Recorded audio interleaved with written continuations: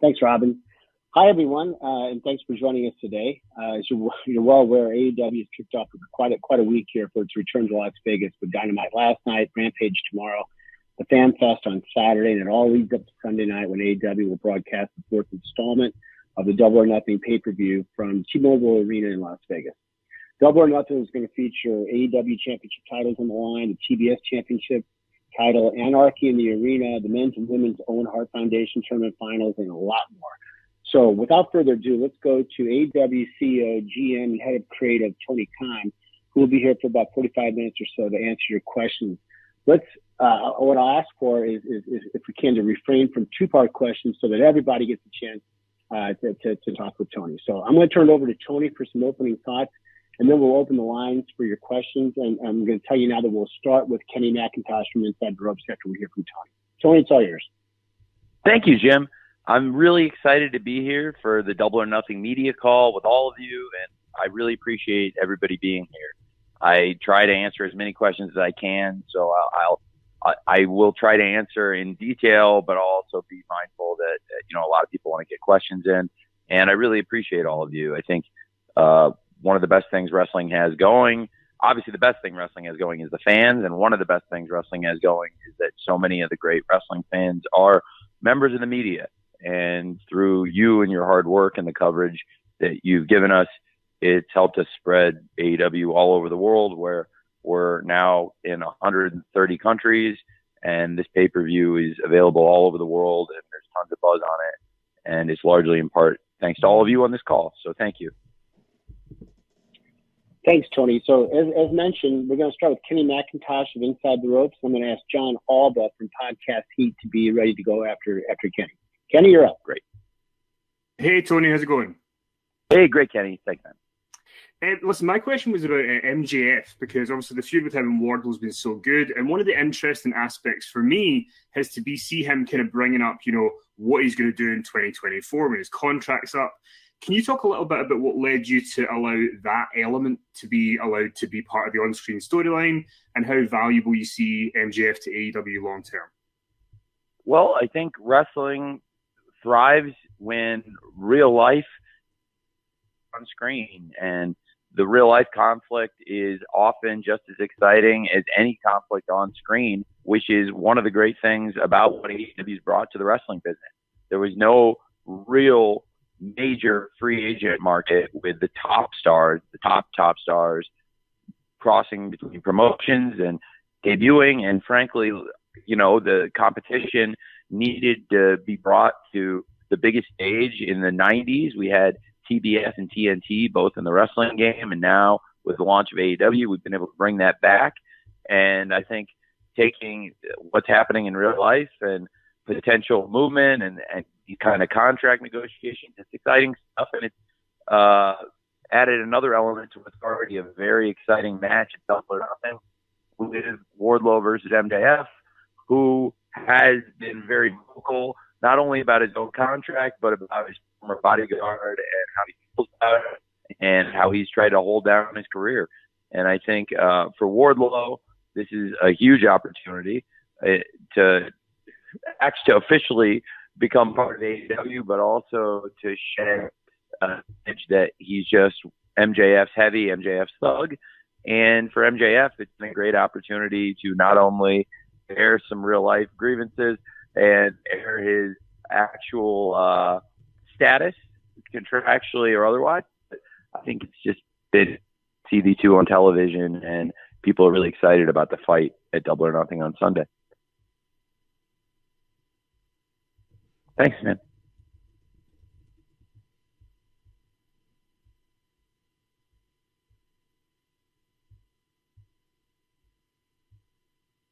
Hello? Hi, Jim, are you there? Did I lose Jim? Yeah, I think we lost Jim. Oh, man. Well, I got to tell you, Jim, okay. Jim's in Urbana, Illinois. I know the phone reception, being from Urbana, Illinois, the phone reception is always the best out there. So, Kenny, thanks for the great question. And you can, whoever you guys want to give me next, I'm ready to go. Okay. All right, I will jump in. Up next is John Alba of Podcast Heat, and then Connor Casey of Comic Book will follow that. Okay, and I am trying to find. There he is. Okay, John.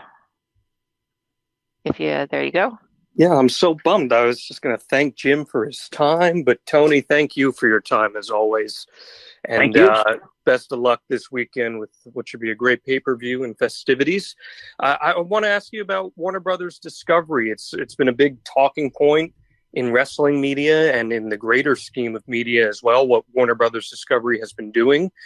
And I know you've said in other interviews how you feel pretty good about the future of your working relationship with the entity, and that the LA show is going to be a good opportunity to get together with them.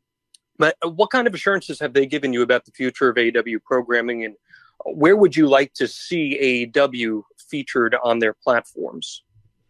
Well, right now we're featured in the best ways possible, I think, with AEW Wednesday Night Dynamite on TBS and AEW Friday Rampage on TNT. And we've gotten great feedback that this is, I think, going to be a great relationship between AEW and Warner Brothers Discovery. And I was so honored and honestly, I think we're blessed that when we're in Los Angeles, the folks from Warner Brothers Discovery are throwing us an awesome party. And it should be something really memorable. And for the wrestlers and staff of AEW, it's a big deal that when we come to Los Angeles, we make our debut at the Forum, that we've had this awesome ticket advance. We've got a massive crowd, one of the biggest crowds ever for AEW Dynamite. And it's a long time coming that we debut in Los Angeles. And it's pretty amazing that not only do we get to debut in such an amazing place, but also that we get to have this event where we're being hosted by the biggest creators of content in all the world. And we've done some really good ratings for their networks, and they've been so kind to host us and, throw a party for us. And some of the top executives in all of Warner Brothers Discovery are coming to the Forum to attend AEW and, hang out with us, get to know us and spend time with us, which I think is incredibly reassuring. And I think looking at entertainment and what's happening in the consolidation in the space, to have the top people at one of the greatest now post-merger, the largest creator of content in the world and one of the greatest entertainment properties in the world to want to host us and spend time with the wrestlers and staff of AEW and get to know us better. That's really, really cool because they're incredibly busy. And frankly, since the merger, there are other shows that haven't gotten that kind of reception, and they aren't shows anymore. They're not on.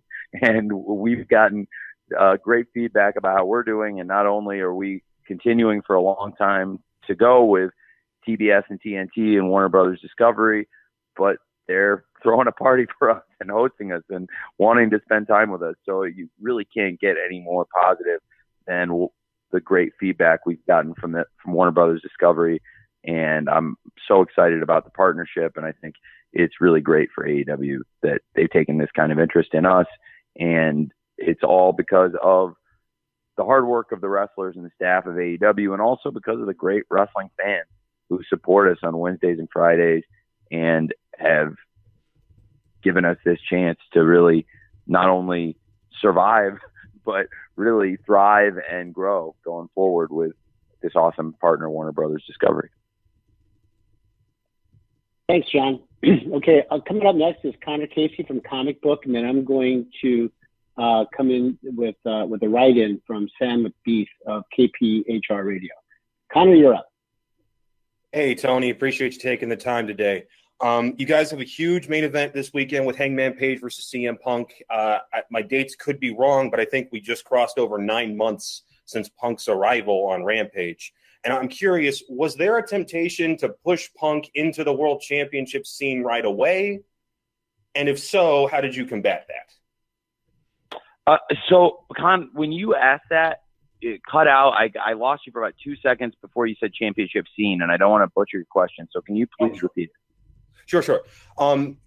Was there temptation to push Punk into that World Championship scene right away?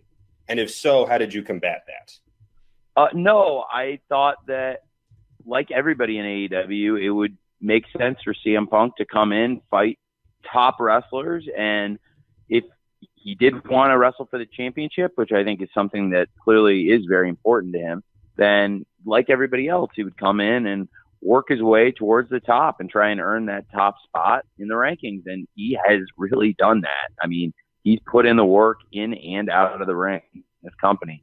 He's worked really hard.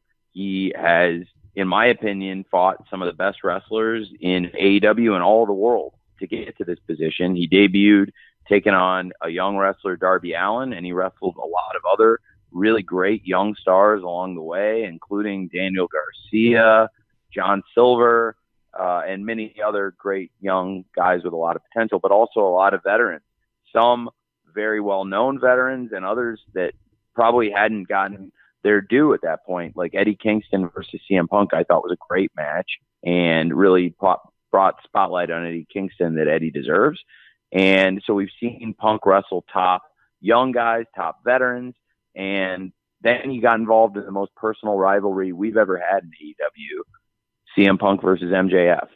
And it helped take the company to new heights in many ways. We had amazing, amazing results, not just in terms of the TV, but really so much in terms of pay-per-view and merchandising and live events and all the incredible new milestones we've set with CM Punk in the company. And he's a huge part of the company, but as far as the championship scene, we've got the best champion in all of wrestling, Hangman Page. He also worked his way to the top. He came into AEW and he was somebody we thought was going to be a future champion, and he, from the very beginning, was a spotlighted star, but he also didn't just get handed a championship. He took years of hard work, and he also worked his way to the very top position. And I think that's why this is such an exciting match, because years of hard work for Hangman and years of hard work for CM Punk before he arrived in AEW. And like you said, the last 9 months, nonstop, not giving us a Hollywood comeback to come back for one match or maybe two matches, but to come back every week and do this for the wrestling fans, and where CM Punk's going to be featured on TV every week for us. It's a big deal, and I think it makes a lot of sense now that based on how CM Punk fought through that very personal feud and beat MJF and has earned that number one spot in the rankings, and based on how Hangman has taken down the great champion, his former partner Kenny Omega, and so many awesome legendary wrestlers along the way, I think it's very fitting, like two trains colliding, that on Sunday it's Hangman Page versus CM Punk for the world title.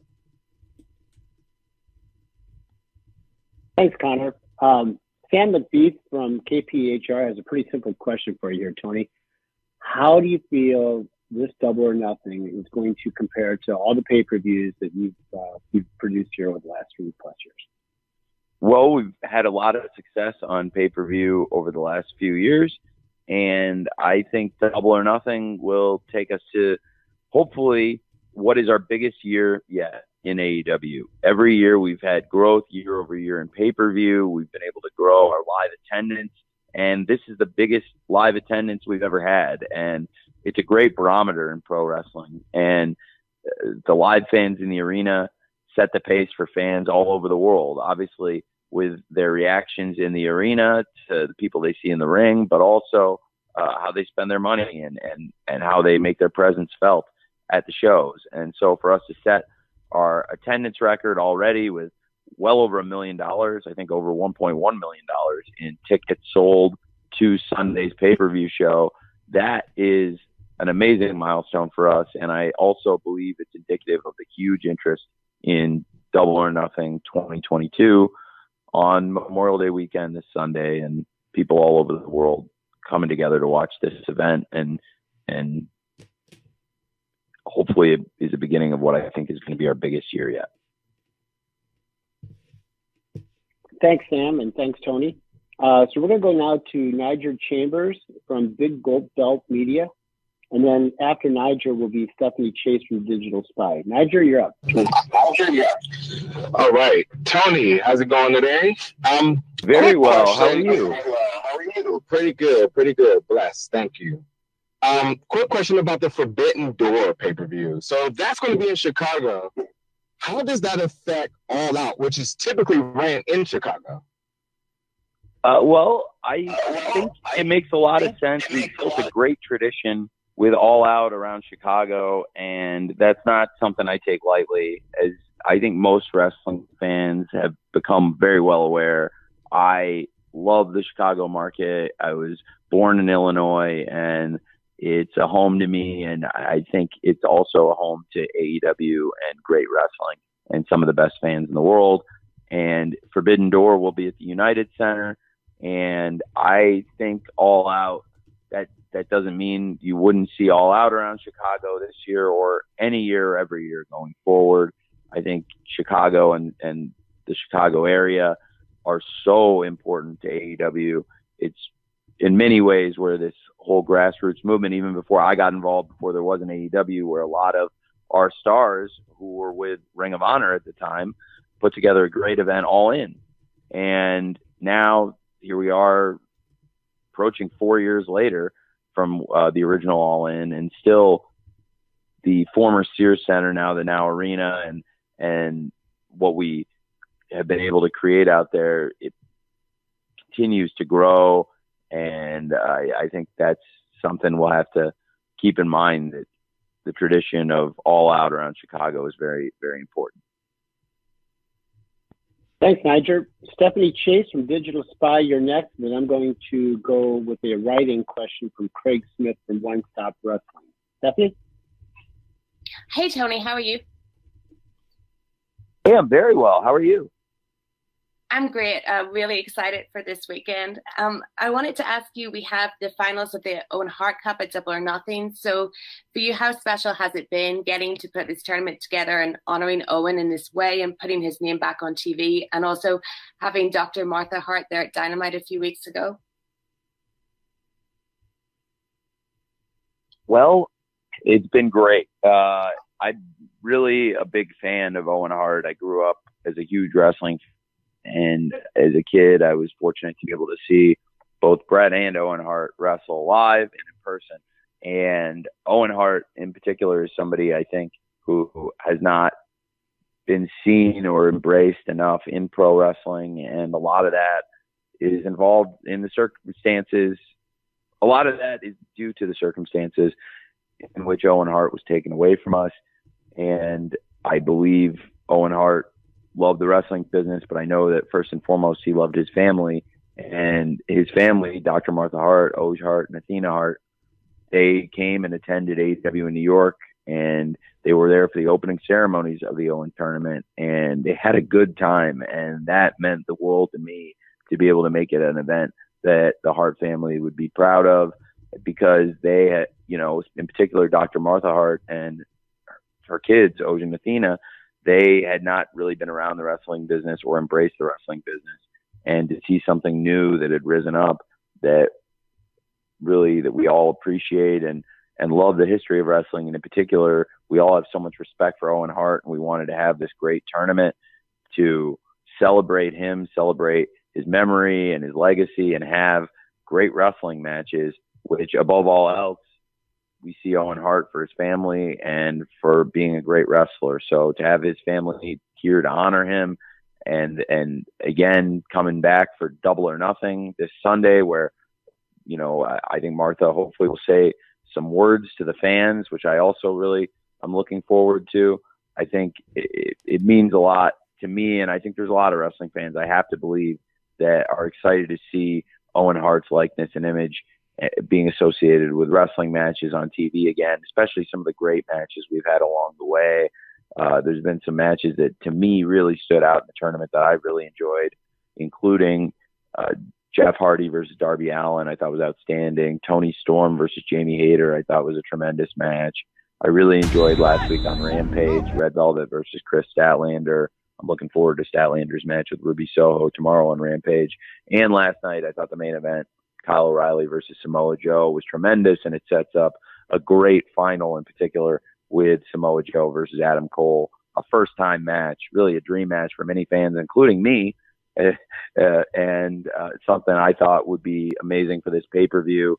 And it's interesting because it was a little bit of a different build towards Double or Nothing, with a lot of the TV in recent weeks and even dating back to last month being originally the qualifying matches for the Owen Hart tournament, and then the tournament matches, which have been a big part of Dynamite and Rampage. So there were parts of the card. Obviously, we're still going to find out tomorrow who's going to wrestle Dr. Britt Baker in the women's final of the Owen Hart Foundation tournament. But also, we just found out the other final with Samoa Joe versus Adam Cole last night. It's obviously different cadence as far as the timing, but it's also very conducive with sports. I think March Madness and a lot of other high-stakes tournaments, you see that the bracket is fluid and it changes quickly. And in the Final Four, you don't know who's wrestling. Excuse me, wrestling on the brain. You don't know who's playing for the National Basketball Championship until roughly 48 hours before the game because of the flow of the tournament. And I think sometimes when you have these big tournaments, and this is the first Owen Hart Foundation tournament, but I really like the cadence. It's different. I think it took some getting used to, but people, from what I've seen, really enjoyed a lot of those matches along the way that I named, and thought it was a great main event again last night to close the show out, and really excited for the finals of the Owen Hart tournament, and excited to see who's going to be wrestling against Dr. Britt Baker. Is it going to be Chris Statlander? Is it going to be Ruby Soho? So we'll find out tomorrow on Rampage. But so I think it's been great so far, and I'm really excited for the finals, and hopefully it'll be an experience we can keep bringing back to Double or Nothing, and I'd look forward to doing it every year with Dr. Martha Hart and her family. Thanks, Stephanie. I'm going to read a write-in question from Craig Smith from One Stop Wrestling, and after Tony responds to that, we'll have Sean Radican from PW Torch next. Craig asked the questions very, very much in the vein of what you just discussed, Tony. The Owen Hart Foundation tournament has been very successful. Have you ever thought about doing a one-night tournament format in the future, maybe as a pay-per-view? I have. I try to be sensitive to the wrestlers when I do things, and I think one thing that's awesome that I've learned in the transition from being a wrestling fan to continuing to be a wrestling fan, but also being a wrestling promoter and in matchmaking, is I try to be sensitive to the wrestlers and their health and take care of them. And I think that the flow of the tournament, which is a little bit different than, for example, a King of the Ring tournament that Owen Hart won in 1994, and where you might see multiple matches in one night, or even the year prior in 1993, where Brett wrestled 3 times, very famously, in 3 great matches. I wouldn't necessarily ask that of everyone, and I don't know if it makes sense for the wrestlers to give their best matches. I'd like for them to give you everything, 100% in the semifinal, the quarterfinal. And if people are saving it all up for the finals, or vice versa, if they use all their energy up in the semifinal, they might not have as much left for the final. I think you're more likely to get an injury with a single night tournament. I'm not sure. I mean, sometimes single night tournaments are great. But in this case, I thought for the pay-per-view, it would make sense to have matches on Dynamite and Rampage leading up to Double or Nothing to build up to big finals, including this go-home week where, we've had the semifinal matches and on Dynamite and Rampage are learning who's going to go on to the finals. So that's kind of, what I was thinking as I got into it. Thanks for the question, Craig. So next we're going to go to Sean Radican from PW Torch, and after that I will follow with another write-in question from Mark Ramondi from ESPN. Sean? Hey, Tony, how are you? I'm great, Sean. How are you? Good to talk to you. I had a question about the numbers for Dynamite and the pay-per-views have been really good, but there's still more wrestling fans out there you could potentially reach. I was wondering, what innovations or ads can you make to tweak Dynamite or Rampage to possibly go at that next million fans you're trying to grab? Well, that's That's a great question. It's probably one of the most important questions we can ask ourselves is how do you grow a fan base, especially as the TV landscape changes. For us, we've been able to get great audiences supporting Dynamite and Rampage. And I think for us, the best thing we've been able to do, and like you said, the pay-per-view numbers have been great, and they've continued to grow and grow, which is exactly what you want to see, where every pay-per-view event in AEW has had year-over-year growth. That's the best trend you can have. And I think to continue that kind of growth, the best thing we can do is continue developing and continue, I don't want to say nurturing, because this is a hard sport and people are beating the hell out of each other. So I don't know if nurturing is the right word, but continuing to try to develop and take care of and treat the wrestlers well, and have a company where young wrestlers are going to want to sign up and learn and get better, and where this is going to be the home of the best young wrestlers, but also continuing to recruit in free agency.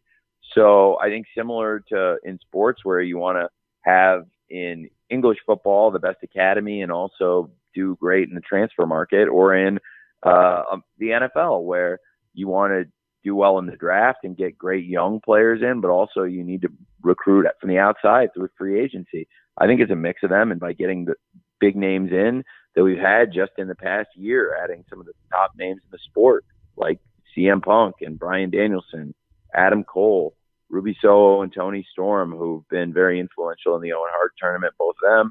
And now we've had Jeff Hardy join Matt Hardy, and they're in a big match with the Young Bucks.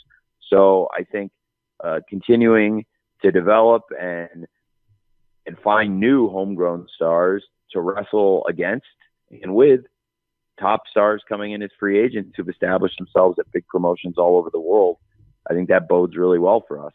And there's also potential to hit new outlets. I think right now we're a really strong TV product, and I think there's revenue streams and opportunities to put new eyeballs on AEW through streaming service. And I think that's one of the really exciting things about having a media partner who is the biggest creator of content on the planet in Warner Brothers Discovery as our partner side by side to work on this.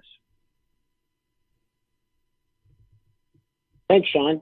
I'm going to read a question here from Mark Raimondi from ESPN, and after Mark will be Brandon Thurston from WrestleNomics. Here's the question from Mark, Tony. CM Punk has been vocal about wanting to help out and lift up the younger talent in AEW. Now he's in a position to be the top guy in the company after Sunday. How can these things coexist? Well, I think CM Punk has come in so far and had a great series of matches with wrestlers of all different experience levels against, younger wrestlers who, frankly, even for their age, have tons of experience, like Daniel Garcia and Darby Allin, but also some of the great veterans along the way, and people who are a mix of the two. I think MJF's another person who has got a ton of experience for his age, and I believe the people who've wrestled CM Punk, no matter the result, so far have come out for the better and have reached a bigger audience and have learned in the process. And CM Punk is somebody who continuously, I think, surprises me, amazes me. And he helped grow our business when he arrived here. And I think that in particular helped put a spotlight on a lot of the young wrestlers, but he's also been a really good mentor backstage, in addition to just, helping people's wallets potentially by, getting everybody in a better position in this company by helping us get more fans, sell more pay-per-views, more merchandise.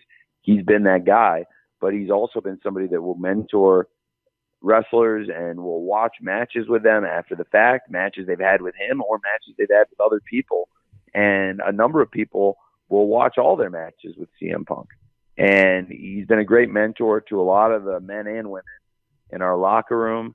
So he brings a mindset of giving back, in particular to the younger wrestlers, but also he's been somebody who's done a lot for a lot of the veteran wrestlers here. And in doing so, He's wrestled a lot of matches. He's won a lot of matches, and he's helped us by not only being a great mentor, but also by being involved in really compelling television. That's helped AEW a lot, including his program with MJF. That is probably one of the most personal rivalries ever in pro wrestling that I've seen in terms of how strong the build was, how much you really wanted to see their pay-per-view match, and the intensity between them. And I think CM Punk has helped everybody in AEW so far. But as to how he can coexist or do that as the champion, I think as the champion now, that we'll see going into this pay-per-view if he could even become that, or if that will ever happen. But I think right now we have the greatest champion in pro wrestling. So Hangman Page, I've said it before and I can say it again, he's done so much so far, and I don't think he's ready to stop anytime soon. That's why this is such an exciting match. Hangman has also fought all comers.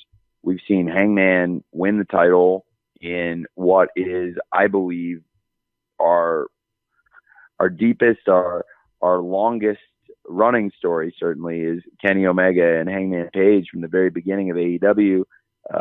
In our very first month of shows, they teamed up, and they found they had a lot of chemistry. They'd never teamed before AEW, even though they'd been in the same stable in New Japan and Ring of Honor and places around the world as part of the Bullet Club.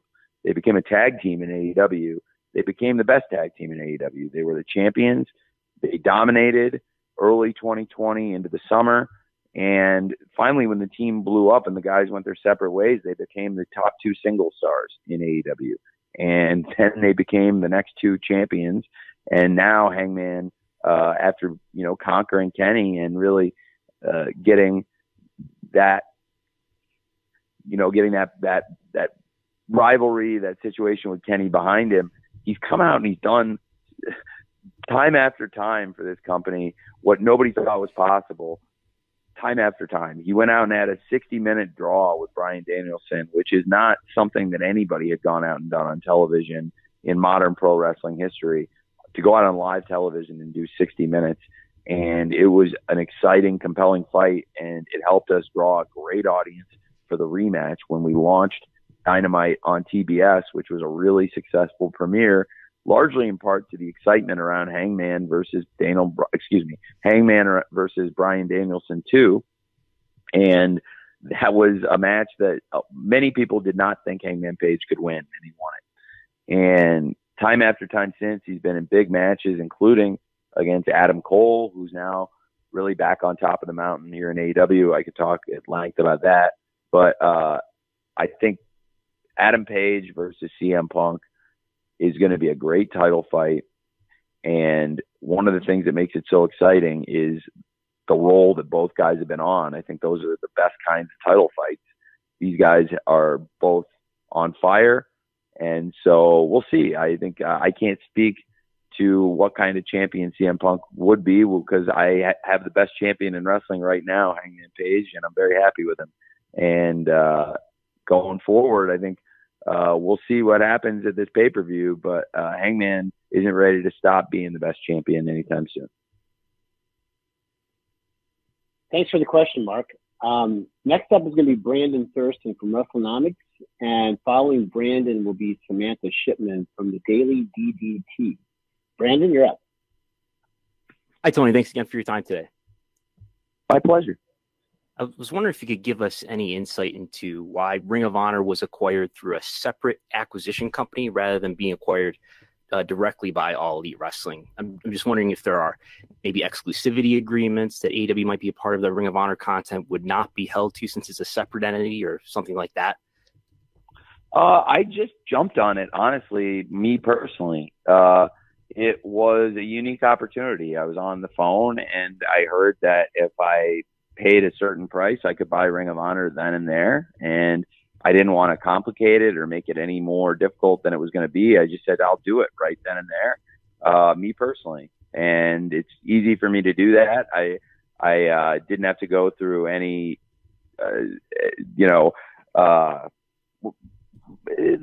I guess the way I looked at it at the time was the price was right, the opportunity was right, and I was looking out for AEW.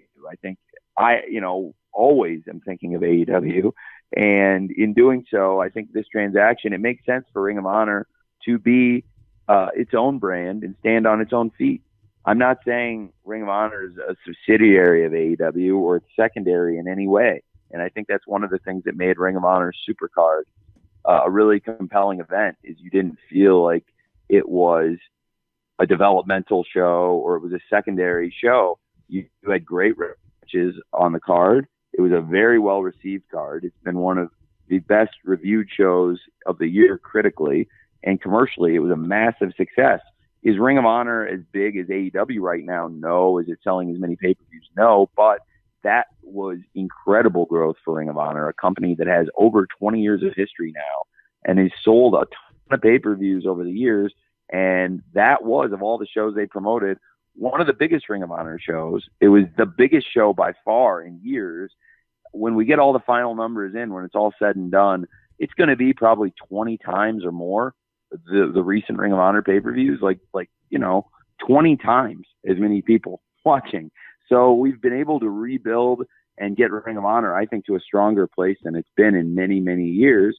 But I just don't see it as a secondary thing or a subsidiary thing. It's a separate, standalone thing. It's one of the most important wrestling companies in the world. So at the time, I thought it would make sense just to jump on it. And I was thinking, me personally, that's a great move. But also, I think I want AEW and Ring of Honor to work together. But Ring of Honor isn't supposed to be working for AEW. They're their own two promotions, and they're going to both be very strong with great champions, and I'll operate them separately. And I think one thing that's been great since the sale has been having some of the top stars in Ring of Honor wrestle in AEW, including having the Ring of Honor World Television Champion Samoa Joe being involved in the Owen Hart tournament, and now in the finals of the tournament, taking on one of the biggest wrestlers in the world, Adam Cole. Thanks for the question, Brandon. As promised, Samantha Shipman from the Daily DDT is next, and Samantha will be followed by Mike Johnson from PW Insider. Samantha, you're up.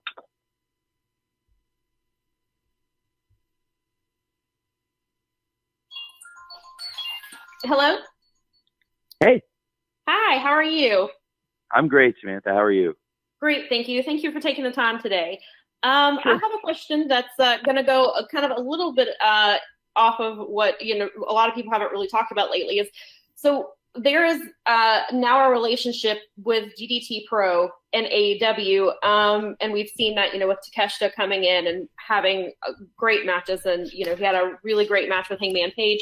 But DDT Pro also has women wrestlers that they try to use a lot as well. So will we see AEW's women and DDT Pro's women having matches, especially since Forbidden Door obviously is going to focus on, with New Japan, they don't focus on women's wrestling at all.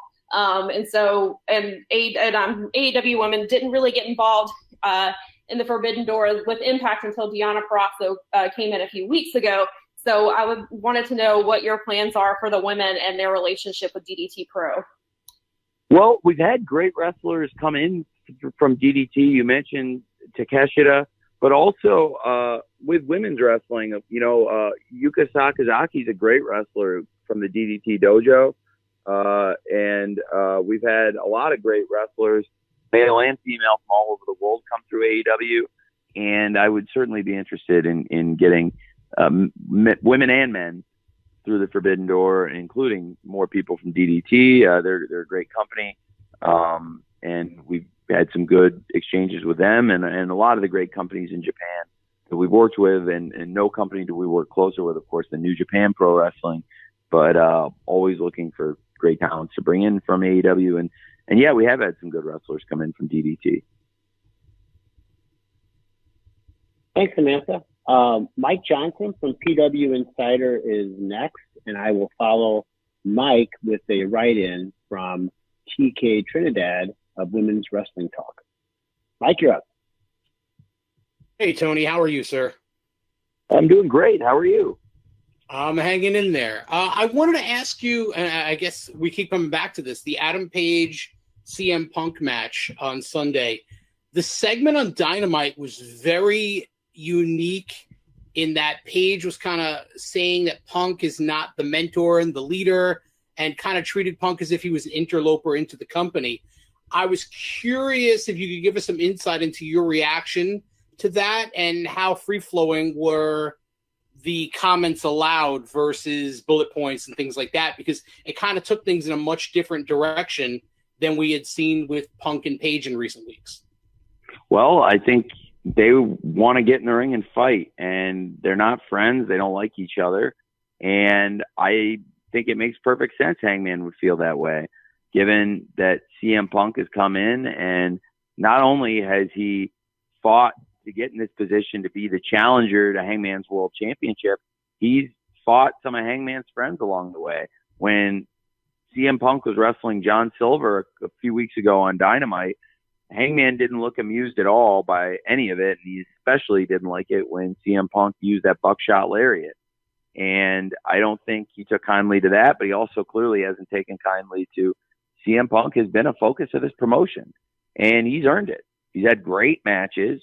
He's commanded attention from the fans by, returning after this crazy layoff, shocking people all over the world, setting merchandise records for us, pay-per-view records for us. He earned this position. And I think if you're somebody who's been here, got in on the ground floor and helped establish AEW from the ground up, I can imagine you wouldn't take kindly to that. You would take exception to that. But that's what makes it a compelling title fight. And I think these two are not going to be friends. They're not going to go out to lunch. They're not going to want to spend any time together outside of the wrestling ring where they're just the hell of each other. And I don't think he minced any words about how he felt. And I don't think CM Punk's a big fan of his either. So I'm really looking forward to seeing those guys fight, especially after how things ended.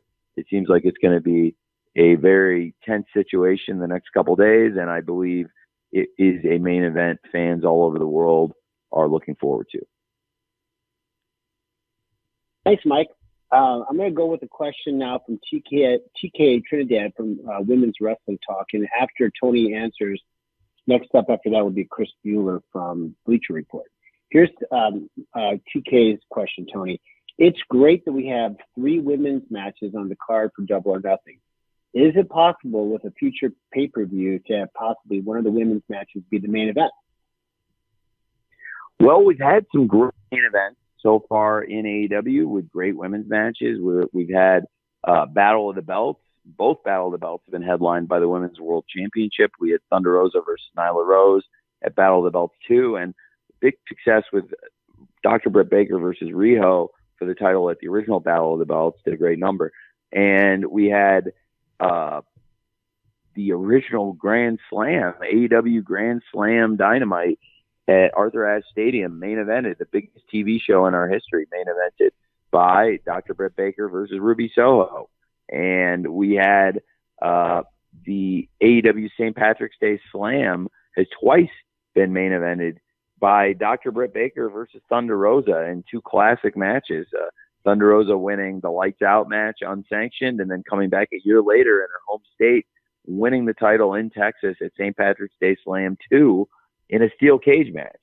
So we've had lots of great women's main events across on Dynamite and Rampage, and of course where Rampage, the first ever main event, the first episode was Red Velvet versus Dr. Britt Baker in her hometown, Pittsburgh, for the title. So we had a lot of great women's main events on Dynamite, Rampage, and the Battle of the Belts.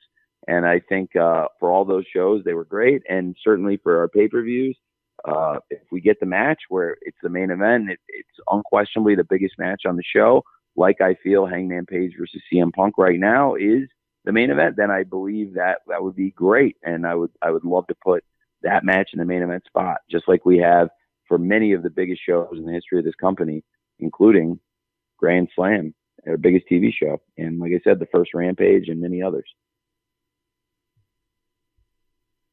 Appreciate the question from TK Trinidad. As promised, Chris Mueller from Bleacher Report is next, and after Chris, we'll go with Sean Ross Sapp from Fightful. Chris? Hey, Tony, thanks for taking the time. I wanted to ask a question about a pattern we've seen develop we see wrestlers being allowed to express themselves for issues they care about, like Black Lives Matter, the LGBTQ community, and recently CM Punk with the pro-choice shirts. I was just hoping you could talk about why it's important to allow your pro wrestlers to be able to express their concerns for things like equality and safe access to women's health care. I want the wrestlers to be able to speak their minds and feel like this is a place where they have freedom to talk about things they care about. And I think the connection the wrestlers have with the fans, people know that this is their authentic thoughts. They're sharing them on social media. And, you know, the wrestlers you see on TV, one of the great things about AEW is I think people see through the great engagement that wrestlers have with their fans on social media that this is who these people are. And there's just a lot of authenticity on AEW television about who these people are. And I think for them and for JR, when he talked last night, I think it means a lot to them, and hopefully they'll not only connect with their fans, but work harder and harder and harder to make AEW a better place in and out of the ring for the wrestlers. Fantastic. Thanks, Chris. Sean Ross Sapp is next from Fightful, and after that, I'm going to follow with a write-in from Kevin Mitchie from Sportsnet. Sean?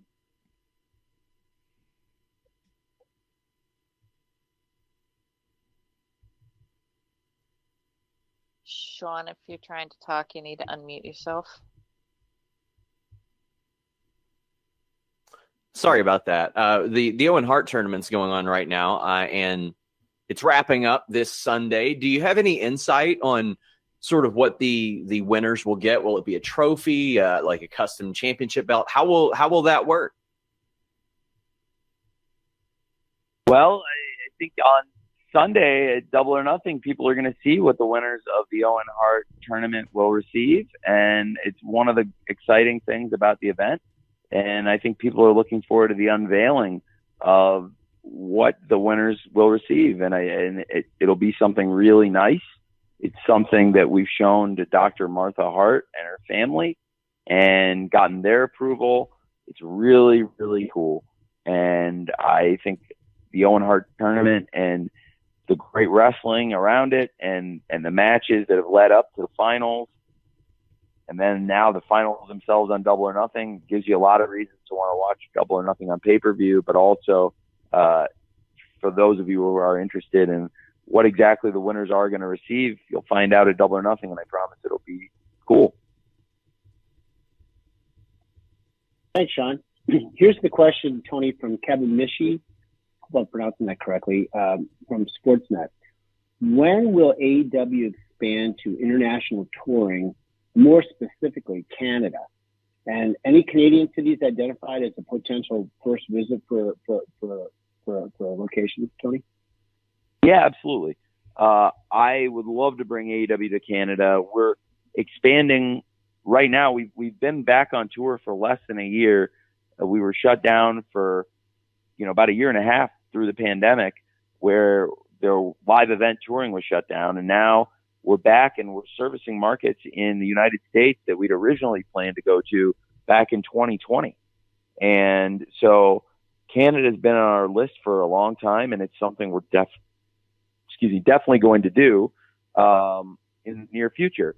And I don't have the exact date yet, but I'm really looking forward to bringing AEW to Canada. We have great media partners in Canada with TSN carrying Dynamite and Rampage now, and I believe not only the support of TSN, but also a lot of the local media up there. They're huge wrestling fans in Canada, in part because there have been so many great Canadian pro wrestlers, and a lot of those great Canadian pro wrestlers are in AEW right now.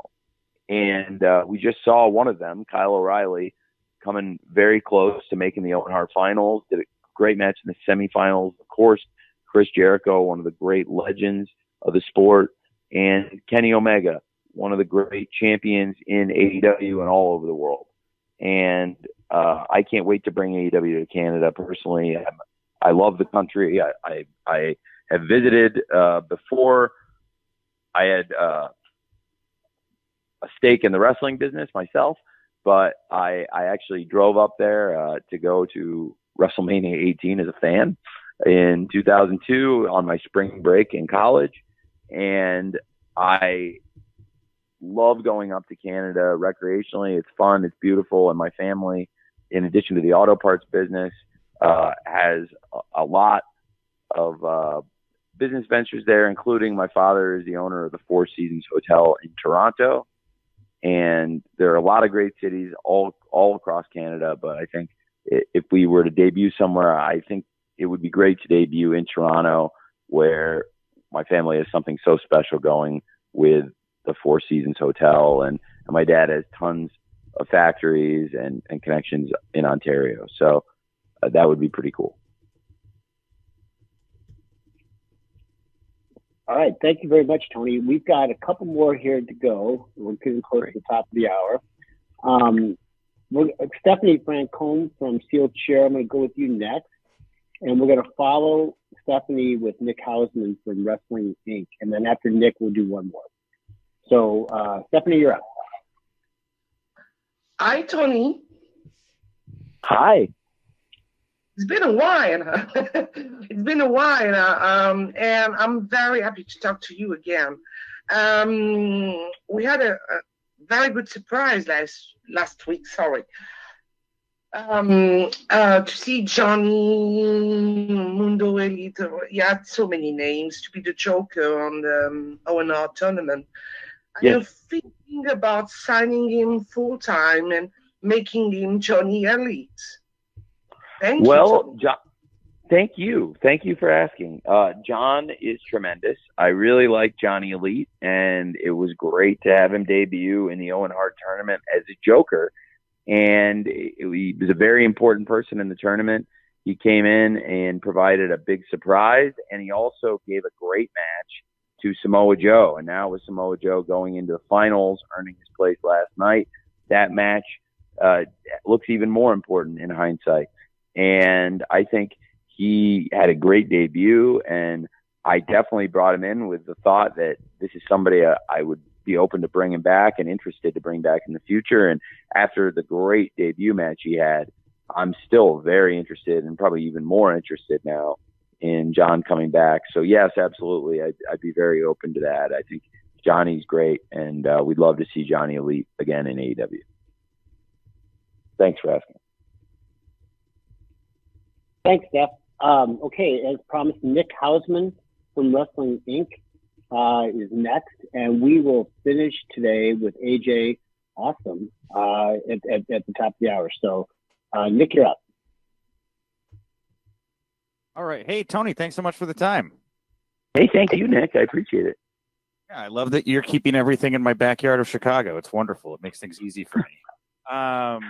So I want to ask you about Ring of Honor. When can fans expect, some news about what exactly is going on here, TV, live events wise? Can you give us a little timeline on when we're going to see the ball really start running or rolling here with Ring of Honor?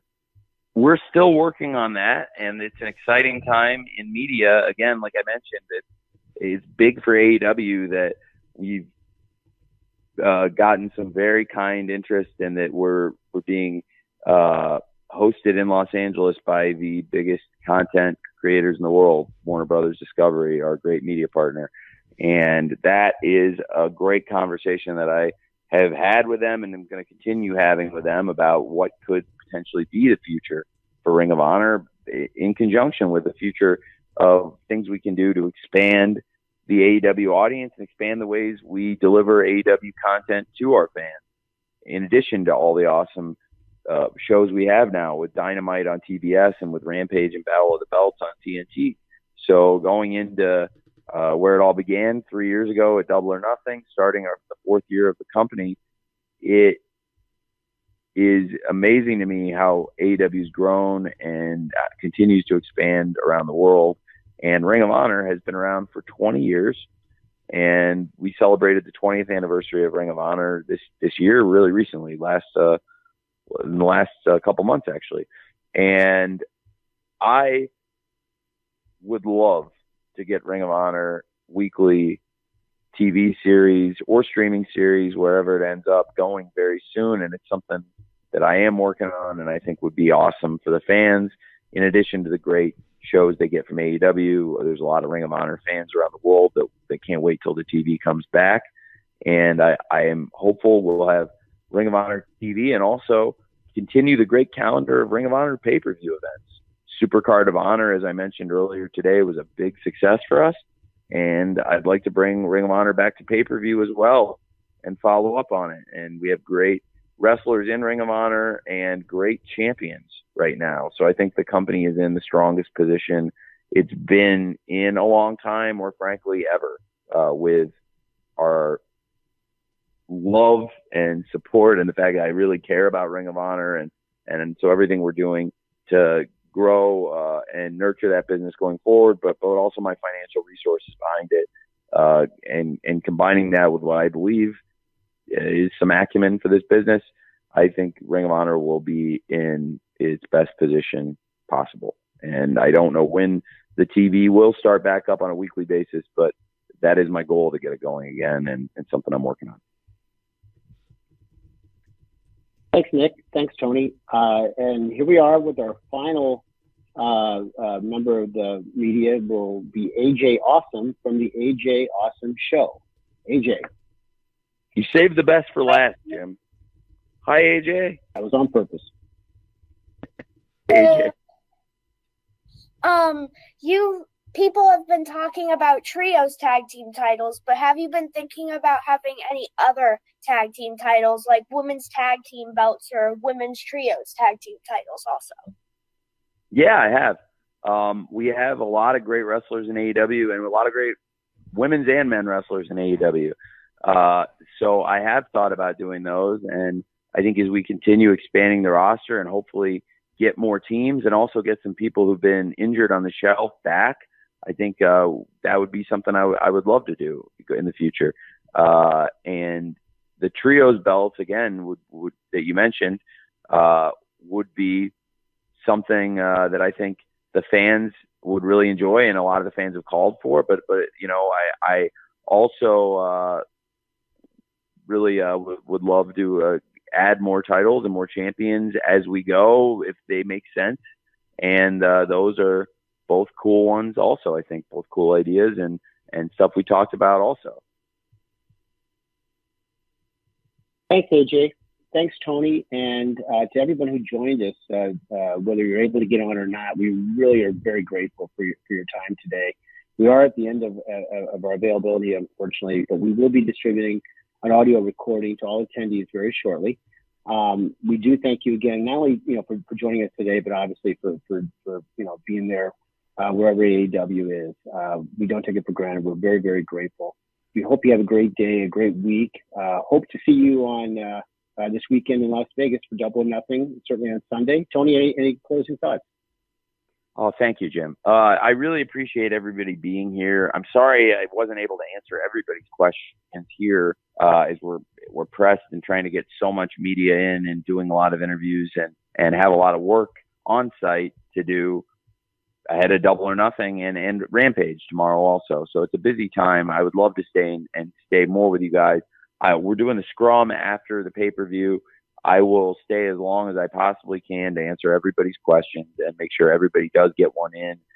If you're not able to attend in Las Vegas, I'm very sorry. Hopefully some people can send some in, and I'll try to answer a question or two from people who aren't on site.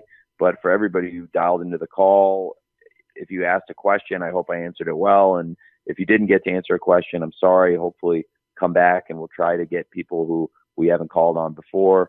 I really do appreciate you all giving us this coverage, because it helps us so much in terms of disseminating and sharing what we're doing with the wrestling fans. And I know that includes many of you as wrestling fans. I hope you all enjoy Double or Nothing, and thank you for giving me this opportunity to talk to you about it ahead of what is such an important weekend for us, Memorial Day weekend this Sunday. Thank you all so much. What's up, this Booker T, two-time Hall of Famer. I know you're checking out the Shine, checking out the Gloss. I want to thank you guys for checking out Row on YouTube. Hey, don't forget to click and subscribe to check out all the latest content right here each and every week. Now, can you dig that, sucker?